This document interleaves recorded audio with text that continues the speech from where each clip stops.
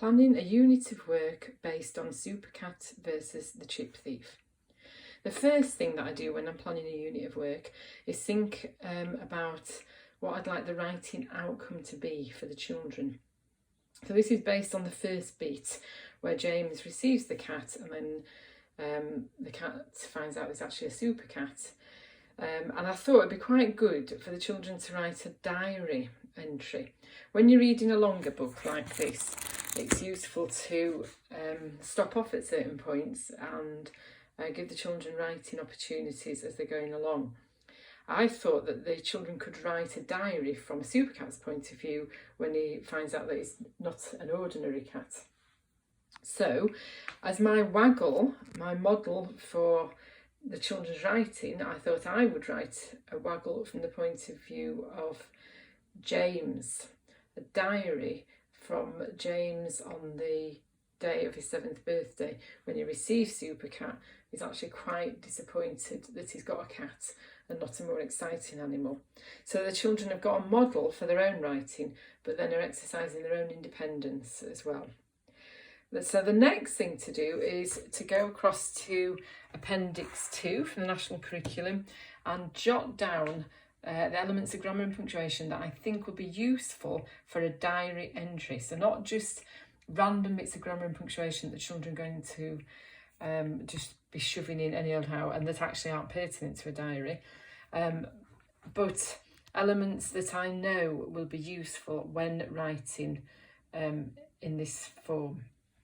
And I went back to, obviously, the Year 1 criteria, non-negotiables, full stops, capital letters, but I'm looking at more sophisticated elements of grammar and punctuation. And from Year 2, 3 and 4, I picked out expanded noun phrases, conjunctions, adverbs, prepositions, fronted adverbials, pronouns and synonyms to avoid repetition, and the use of the progressive tense. And then for punctuation, apostrophes for contraction and possession, commas in lists and for after fronted adverbials, and maybe the use of a question mark and exclamation mark. Now, when I'm writing my WAGOLL, I will have this here next to me, but I won't necessarily use everything. This is my menu, and most of it will probably come to me naturally as I'm writing. It's kind of the success steps, isn't it, for the children as well, where it might not come quite as naturally. They'll need a little bit of a reminder and a checklist. There might be something from there that you are really focusing on, and then of course you will try to get them in, won't you? And you'll have some extra teaching around those aspects. Then I'll go to the common exception words for Year 3 and 4, and I'll scan through them and jot down the words that I could possibly use in this particular piece of writing. What I find is interesting is when I'm jotting the words down, I'm kind of formulating in my head what I'm going to write. And I think that will be a good idea for you to do with the children. Give them this list and say, jot down the words you might use, and it actually helps them to structure the writing. Because remember, the common exception words, it isn't just about spelling, it's about using a more complex vocabulary in the writing. So these are the words that I wrote down. Actually, appeared, believe, certain, different, imagine, interest, opposite, ordinary, perhaps, probably, suppose and thought in alphabetical order. And then I did add promise, because I thought, oh yeah, I've used promise now, I'm going to add that to it. I've added thought again because I used it and didn't realise it was on the original list. But you know, this is a work in progress. I wanted you to see my draft thoughts, really. So that's why I've got my WAGOLL here in draft form, so that you can see my thought processes as I was writing it. I've also typed it up so that you've got a copy that you can actually use and just maybe adapt slightly for your own class. But I think it does have most of the Year 4 and previous learning in it. It didn't take that long to write, but I do think it's very important for teachers to write their own WAGOLLs, because then, like I say, you've got your thought processes going through it, and it supports you with teaching it as well, actually, teaching all the criteria and teaching the children how to write a diary entry. So this is how I started off. I'm not a big fan of Dear Diary. I used to keep a diary when I was younger. I never ever wrote Dear Diary. So let's make it as natural as possible. And usually you start with an opening statement, don't you, that kind of sums up your day. A diary is a summing up of your day. It's not a detailed account of your day because you took part in your day. The audience of a diary is mainly yourself, isn't it? So it's a summing up of your day with your thoughts and feelings interspersed, and you might kind of really pull that out when you're unpicking your waggle. I've underlined the conjunctions. I'm a big fan of conjunctions. It really helps the writing to flow, and I've circled the common exception words that I've used. So I started off by saying today it was my 7th birthday, and I leapt quickly out of bed because I couldn't wait to see what Mum and Dad had bought me, with an exclamation mark. Now you'll see at first I leapt out of bed because I was so excited to see what Mum and Dad had bought me. Then I thought, well, let's try and get an adverb in. So I leapt excitedly out of bed instead of putting I was so excited. And then I changed that to I couldn't wait and got my apostrophe for contraction in.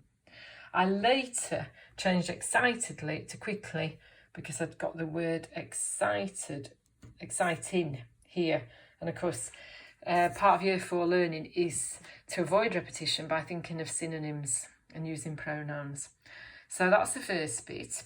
Then I wrote, they had promised to buy me a pet, so I was imagining all sorts of different exciting pets. Didn't underline that conjunction there. I've got promised, imagining, and different common exception words, and you can see it improves the quality of the writing, doesn't it, using those words. Then I had a bit of a situation going on, didn't I, because I was writing, would it be a wolf, a snake, what would it be? I thought, no, it didn't really mention that in the book, and it's important that the children stick to the text for this diary. It does mention python later on, so I've put in the end, I thought it may be a snake or a tarantula, but imagine how disappointed I was when it was actually a cat. So in that sentence, I have got 3 common exception words and I've got 2 conjunctions. And I think by the time they get to Year 4, children could be experimenting with using a couple of conjunctions in the sentence, because it really does help the writing to be more cohesive. And I've got an exclamation mark at the end. How interesting is a cat? Get your question in. A cat is the opposite of interesting. And, you know, not only am I getting these high-level words in, I'm actually writing, I think, like a 7-year-old boy who's writing a chatty diary entry with the audience being himself. Cats don't play football, have sword fights, or play imaginary games. Apostrophe for contraction in don't, and then I've got commas in the list here and another conjunction. All cats do is sleep.